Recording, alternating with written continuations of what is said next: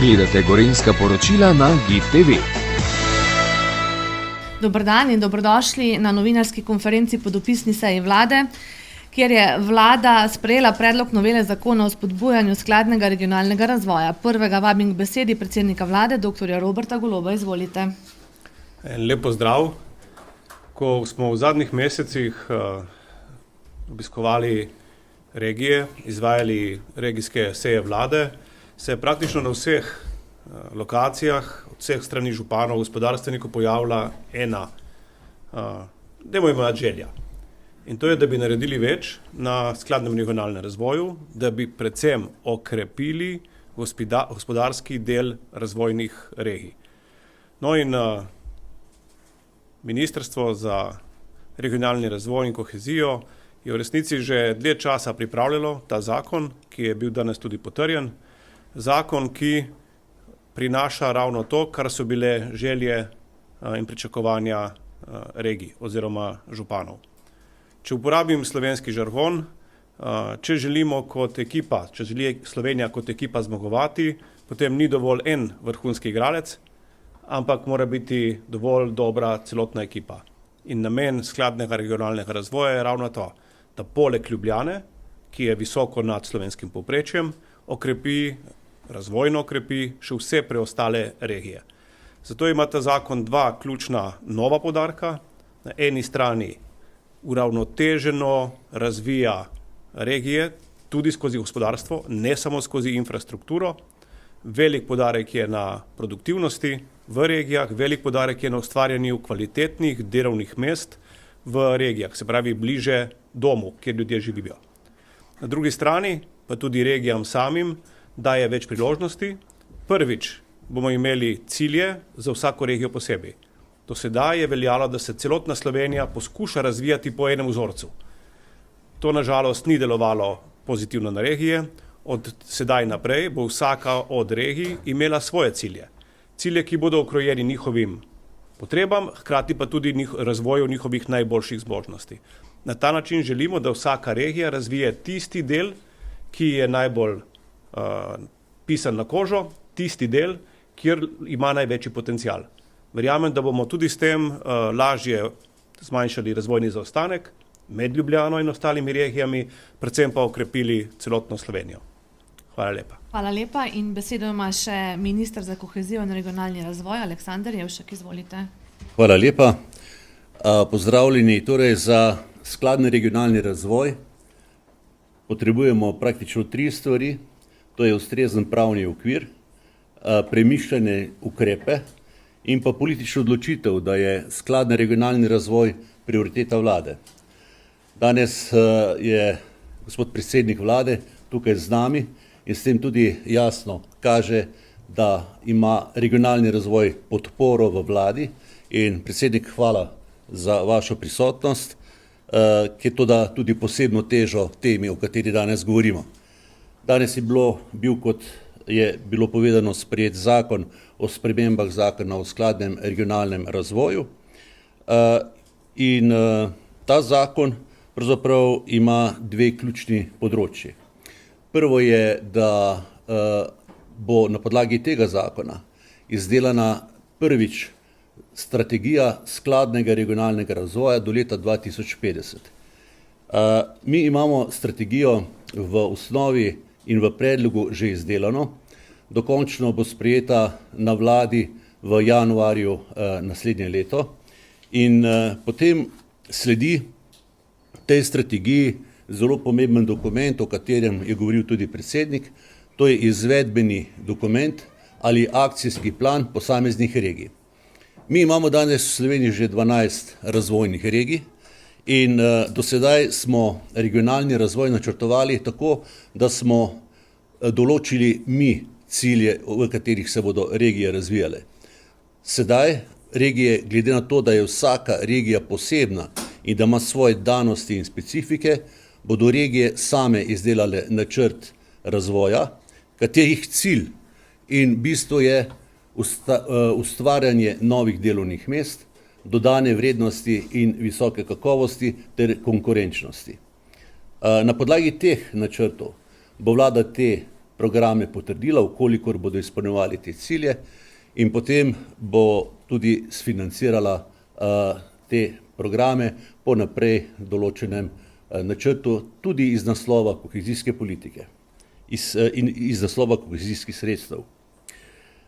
Torej, bistveno pri tem je, da morajo ti dokumenti odražati prispevek k gospodarski rasti in inovacijski preobrazbi razvojne regije.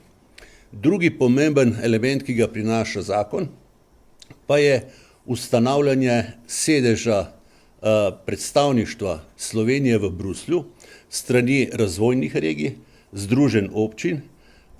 In zakaj pravzaprav to postavljamo v zakon? Zaradi tega, ker se moramo pripraviti na prijave na centralizirane evropske razpise, kajti kohezijsko obdobje kohezijska sredstva se bodo verjetno po letu 34 drugače dodeljevala kot do sedaj tudi Sloveniji. In pobuda za postavitev predstavništva po vzoru nekaterih drugih držav in pa tudi dežel, naprimer sosednje Avstrije, kot recimo Koroška ima svoje predstavništvo že kar dolgo časa v Bruslu, je prav zaradi tega, da se pripravimo na nov način financiranja razvojnih projektov po posameznih regijah. Torej želimo močne regije in s tem tudi močno Slovenijo. Pogostokrat me vprašajo, kaj pravzaprav si vi predstavljate pod skladen regionalni razvoj. Želimo si, da nekje v radiusu 30 km ali 30 minut ima državljanka in državljan Slovenije pogoje za življenje, kot je služba, stanovanje, vrtec, šola, čas za kulturo, čas za šport in za družino. Hvala lepa. Hvala, sledijo novinarska vprašanja. Esta, izvolite. Lahko kar na drugo temo. Torej, danes je predsednica republike javno naznanila oziroma je postalo uradno jasno, da bodo parlamentarne volitve 22. marca. Je bil ta datum dogovorjen oziroma kako se vam zdi, gospod premier? Predsednica nas je že v preteklosti seznanila z možnimi datumi, eden od teh je bil tudi 22. marec. Takrat smo se vse stranke s tem strinjale in pričakovano in smo zadovoljni s tem datumom. Kako daleč ste s programom, kdaj ga boste predstavili in koliko od aktualnih ministrov oziroma poslancev bo na vaši listi? Zdaj me sprašujete o stranki, ne o vladi? Tako je, o stranki. Načeloma ne mešam strankarskih in predsedniških pravil, tako da ne bi na tej lokaciji o tem govoril, bo več znano po novem letu o tem. Sara Dorek, TV Slovenija, vseeno eno vprašanje po zadnjih javnomnenjskih anketah je Svoboda na drugem mestu za SDS-om. Pričakujete, da jih lahko v naslednjih 3 mesecih prehitite in hkrati tudi trenutnemu koalicijskemu trojčku ne kaže, da bi lahko ponovil mandat. Vi verjamete, da se lahko to še spremeni? Hvala. Načeloma so edine resnične meritve volitve. Do takrat je vse odprto in do takrat se bomo vsi, verjamem, tako koalicija, kot tudi nekatere nove stranke, ki si želijo v parlament, borile po najboljših močeh. Na koncu pa verjamem, da bo zmagala tista opcija, ki je na dolgi rok za Slovenijo boljša. Kaja Kobetič, Pop TV. Gospod premier, kakšno kampanjo pa pričakujete? Vidimo, da opozicija po državi že lepi tako imenovane jumbo plakate, je že v tej kampanji. Kako daleč ste vi s tem oziroma kakšne mesece zdaj pričakujete? Jaz sem prepričan, da najboljša kampanja za vsako vlado so rezultati dela vlade. Tudi mi stavimo na to, na vse, kar je bilo narejeno, kar še zaključujemo, in sem prepričan, da bomo to znali na ustrezen način, tako kot koalicija, kot tudi vsaka stranka posebej v prihodnjih mesecih predstaviti. Še malo potrpljenja, pa boste tudi vi zadovoljni z vidika tega, da se bomo vsi v to vključili, ampak glejte, vlada ima svoje delo, ki ga mora opravljati in v tem trenutku smo maksimalno koncentrirani na ta del. Zdaj, pred prejšnjimi volitvami je leva sredina sklenila nekakšen pakt o nenapadanju. Pričakujete kaj podobnega tudi tokrat? To bi težko komentiral. Zagotovo bo na še kar nekaj pogovorov pred kakršnimi koli sporazumi. Tako da jaz verjamem, da se bo v naslednjih tednih odvilo marsikaj tako v zakulisju, kot tudi na odprti sceni, potem bomo pa videli, kaj in kako naprej. Bi rad poudaril, da je koalicija že večkrat povedala, da smo pripravljeni na sodelovanje z vsemi tistimi, ki delijo naše vrednote in se tega sodelovanja verjamem, da vsi veselimo. Morda na volitve samo še to vas kaj skrbi, da bi se leva sredina drobila. Vemo, da do določenih povezovanj, katere ste podpirali tudi vi, ni prišlo. Pa nikoli ni prepozno za povezovanje, tako da jaz bi počakal glede zaključkov. Počakajmo, da reše par tednov mimo, pa bojo razmere bolj jasne, kot so danes. Vsi boste dobili vprašanja, tudi Planet TV. Gospod premier, še glede minimalne plače, minister za delo, gospod Mesec je napovedal, da jo bo oziroma naj bi jo dvignil na 1000 evrov neto. Ali je to usklajeno z vlado in ne nazadnje tudi z vašim finančnim ministrom? Minister Mesec dostikrat kakšno stvar sam predstavi, je tudi neusklajen. Jaz sem bil sicer obveščen in samo odsvetoval ta korak. Zagotovo mislim, da bi bilo bolj koristno, ko bi tako pomembno zadevo najprej predstavil ne samo koaliciji, ampak tudi socialnim partnerjem in šele potem o njej spregovoril v javnosti. V vsakem primeru pa pričakujem najprej, da se o tem pogovorijo socialni partnerji in šele potem bomo sprejemali stališča. Če bi se moral sam odločati o tej zadevi, bi raje kot posamične ukrepe, in trenutno je to posamičen ukrep, ki je prepuščen dnevni politiki, poskušal najti formulo, s katero bi minimalno plačo povezal, naprimer z življenjskimi stroški ali pa s pragom tveganja revščine in potem bi to uredil sistemsko. Jaz mislim, da je to področje prepomembno, da je prepuščeno dnevni politiki katerikoli. Lahko bo en dan ugodna, kot je mogoče na videz danes, mogoče bo en dan manj ugodna. Jaz mislim, da si naši delavci in zaposleni zaslužijo, da je minimalna plača sistemsko urejena in povezana z življenjskimi stroški. In da to ni stvar letnih ali pa polletnih preigravanj, ampak da je to stvar sistemske zakonodaje. Trenutno pa vi tega predloga, čeprav razumem, ne podpirate? Trenutno čakam na odziv partnerjev socialnih, preden bomo sprejeli stališče.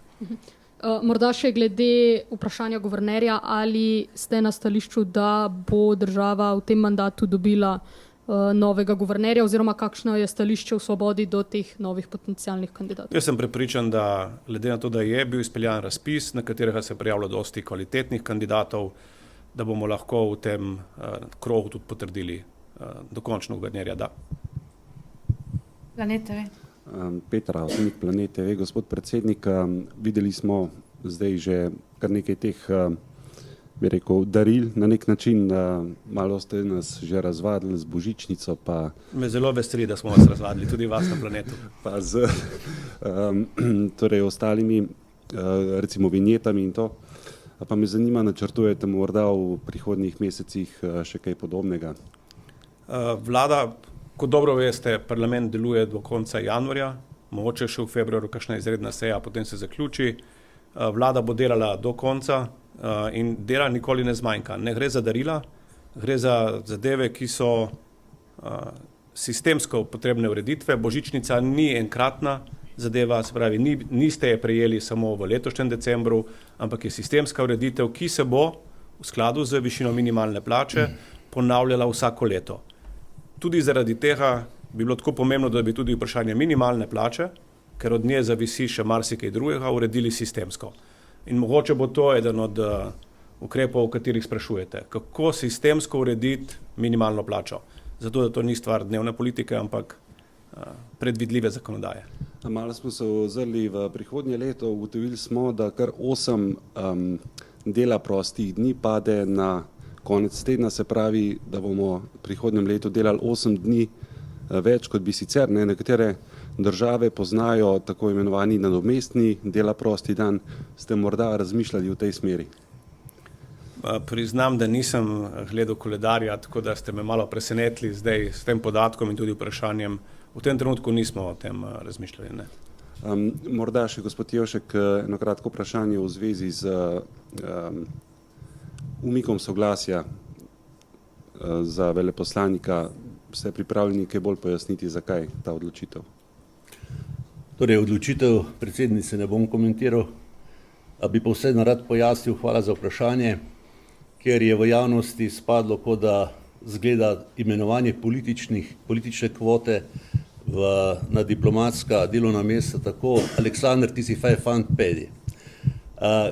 Gre za to, da je v zakonu o zunanjih zadevah določeno, da mora oseba izpolnjevati pogoje, to pa so izobrazbeni, izkustveni, delovne izkušnje, vodstvene izkušnje, 14 let izkušenj v različnih organizacijah in dela v tujini.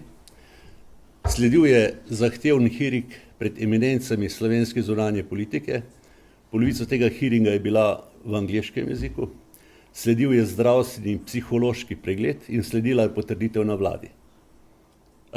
Kolikor pa predsednica države, oziroma nimam njene podpore, potem pa veste, da nimam kaj iskati v tujini. Esta? Ja, še za premijeja. Iz reforme dolgotrajne oskrbe naj bi izpadli posebne enote znotraj domov za starejše, ki naj tako ne bi prijeli nižjih plačil oziroma položnic. Ali boste to kako drugače urejali, kako je s tem? Tudi zato prvič slišim. Jaz sem prepričan, da ukoliko to drži, bo minister pripravil ustrezne ukrepe. Sam se ta teden še nisem videl z njim, se pa bom in bom tudi dobil te zadnje informacije.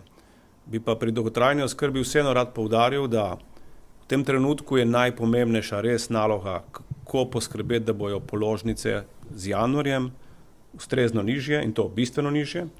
Dolgotrajna oskrba se pa ne zaključi pri tem in bo celotna vpeljava dolgotrajne oskrbe trajala še kar nekaj mesecev in bo to nek proces, ki ga bomo morali stalno izboljševati. Tako da, tako se nek odklon ali pa neka izpustitev ugotovi, takrat jo običajno potem tudi naslovimo. Verjamem, da bomo tudi to, če drži, ustrezno naslovili. Je pa res, da smo dobili tudi sami z DSO-jev kar nekaj vprašanj, ki so pretežno povezane s šumom v komunikaciji in so jih do zdaj tudi ustrezno odpravili. Tako da upam, da bo tudi v tem primeru tako. Bi se pa, da ne bi izpadlo, da ne želim odgovoriti, ker so bile kasneje tudi vprašanja, strankarska bom še vam odgovoril. V Svobodi v teh tednih smo maksimalno do konca januarja res fokusirani na delo v parlamentu in na vladi in zato bomo tudi naše volilne aktivnosti po zaključku delovanja parlamenta predstavili javnosti. Še o financiranju Ukrajine. Kako to, da Slovenija ne bo dala poroštva, kako je prišlo do tega? Torej, prejšnji teden v Bruslju so bila trda pogajanja, končali smo jih ob 4 zjutraj, na temo, kakšen način gremo naprej pri podpori za Ukrajino. Na eni strani je bil blok držav, predvsem severnih držav, ki so zahtevale ne samo zaplembo ruskega premoženja, ampak tudi to, da se to premoženje takoj nameni Ukrajini, torej porabi za obrambo Ukrajine in vse članice garantirajo svojimi državnimi poroštvi za ta sredstva.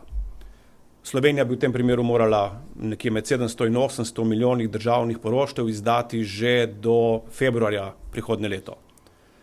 Na drugi strani je bil blok, bomo rekli, mediteranskih držav, kjer smo nasprotovali tej ureditvi.